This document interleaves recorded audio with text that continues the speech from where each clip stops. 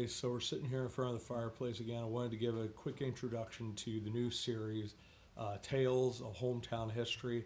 Our first story is going to be this extraordinary tale of a man born into slavery and with the will, the fortitude, and the brilliance to come up with a plan to steal a ship and escape into freedom, and to take a whole bunch of other people with him. And his story doesn't stop there, too. An extraordinary man, Robert Smalls. So it'll be stories like this from the women code breakers of World War II to some of the awesome women spies and freedom fighters in World War II in Europe. We'll talk about some of the women spies in the Revolutionary War. A lot of these stories that are forgotten, that really are not talked about a whole lot, are going to be stories that are going to be about African Americans, women, Latino Americans, Asian Americans. These are a lot of times the stories that just sadly get forgotten about or just aren't told, because history is a weird thing. You know, it's always talk about how history is written by the victors, and a lot of times the people sort of on the margins or are assumed to be on the margins are treated equally. And I want to get these stories out here, and we're starting with the story of Robert Smalls, because he's just an extraordinary man who lived an extraordinary life and overcame insurmountable odds. So these are stories of hope, survival, struggle for freedom, and I think they're stories that need to be told. I do want to stay away to some degree with war stories, because I do want to do that series with my nephew at some point, because that's something he wants to pursue in his future, is probably a degree or something in history, because it really intrigues him. So I'd like to do that series with him where we visit historic sites, we talk about certain war stories and things of that nature. So that'll be another series, but I want to give a special shout out to Ralph Watts, my friend, who he's the one that posted this story. I had seen it several other times, and I just didn't think about it a whole lot until I was like, this would be a good first episode for this series to tell the story of Robert Smalls and his struggle for his run at freedom, and then all the things that he did after that impacted the lives of others, from schooling to others' freedom, and eventually serving in Congress. He's an extraordinary man.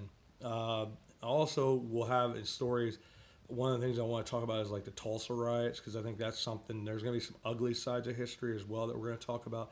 But I think it's things that we need to know, because a lot of times in history, it was ugly if it's something that isn't conventional. If it is, the people that are on the margins are usually the ones that were assumed to be on the margins, are treated differently, and their stories aren't told.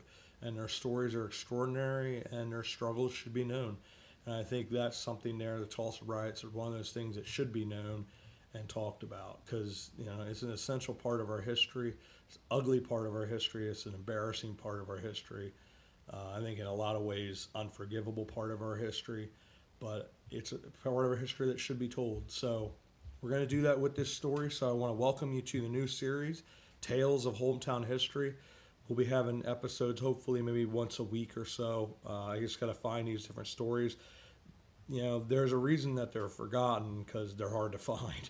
So it isn't the easiest thing to find the images for it. If I'm able to film at a location where one of these stories happened, I will. This one took part, the Robert Smalls, mainly in South Carolina.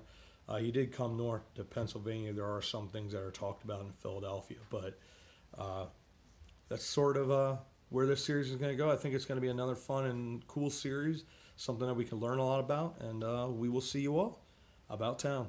Thanks, everybody. Today, on the first episode of Tales of Hometown History, we are going to tell the extraordinary story of Robert Smalls and the band of individuals who escaped into freedom from slavery after stealing a Confederate ship.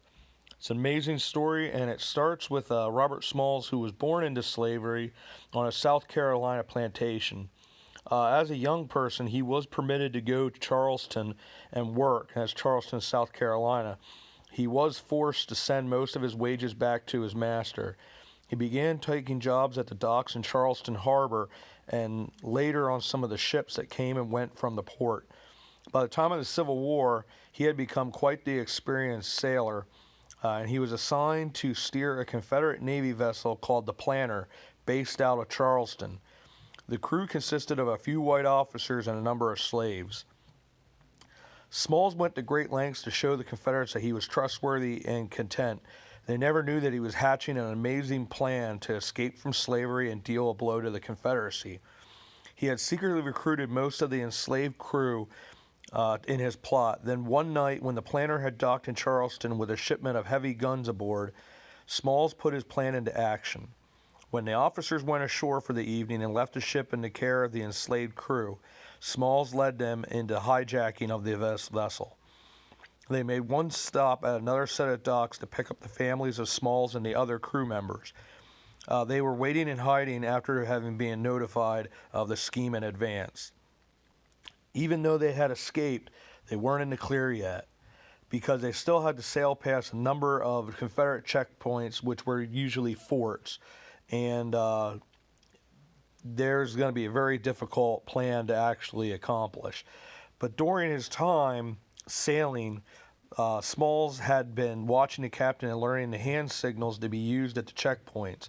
He donned the captain's uniform and his trademark straw hat, and he guided the planter past 5 Confederate harbor forts by impersonating the captain and displaying the correct signals. By the time anyone realized that the planter had been hijacked, it was too far away to catch.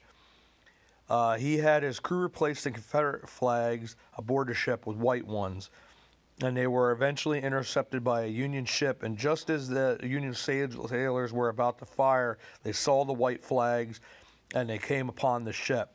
And they were perplexed by the sight of an all-black crew until Robert Smalls came forward and shouted, "Good morning, sir. I have brought you some of the old United States guns, sir." He then asked the Union sailors to give him a United States flag to raise on the planter. This story would be amazing in and of itself if it ended there, but it doesn't. After receiving a large sum of prize money for his delivery, he entered service in the Union Navy as a pilot on several vessels, including the repurposed planter. In this role, he removed mines that he had helped lay as a slave and participated in a number of sea battles. During one battle in particular, the captain went, because the fighting had grown so intense, the captain of the planter hid in the interior of the ship and ordered the crew to surrender. But Smalls, fearing that the black crewmen would be enslaved or killed if captured, Smalls refused to surrender. Instead, he took command of the ship and navigated the planter through the Confederate onslaught to safety. Because of his bravery, Smalls was promoted to captain himself, becoming one of the highest ranking and highest paid black officers in the Civil War. Smalls leveraged his resulting fame into social activism because he didn't want to stop what he had all accomplished, and he wanted to throw his initiative behind educating former slaves and becoming literate himself. In history, most Confederate states, it was illegal to teach a black person to read. And one event that happened in his life was while riding a streetcar in Philadelphia, he was ordered to give up his seat to a white passenger. Smalls left the car rather than suffer the indignity of being forced to ride the overflow platform. When word got out that a decorated hero of the Civil War had been humiliated thusly, it promoted a backlash that led to the integration of public transportation in Pennsylvania. Smalls wasn't finished.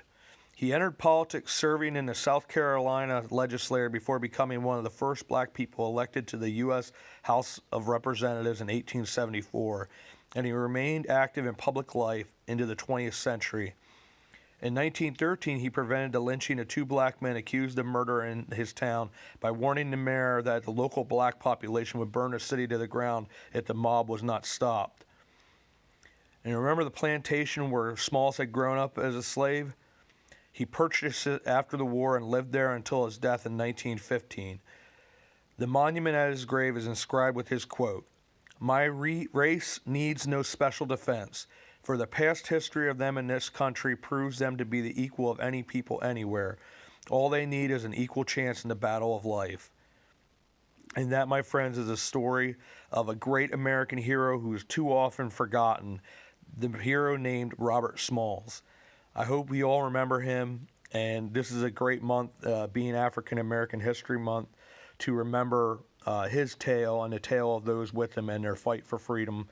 and everything that he did after that. He was an extraordinary man, and very much worth remembering. I want to thank, in particular, my friend Ralph Watts for posting this story on Facebook. It's a story I had seen several times, but I just never did anything with it. I felt that this was an appropriate first story of a forgotten hero, and it's a tale of hometown history, and so worth remembering, and this is a man worth remembering and honoring. Robert Smalls, an American hero, and this has been the first episode of Tales of Hometown History. We'll see you all about town, and we'll see you next time. Thanks, everybody.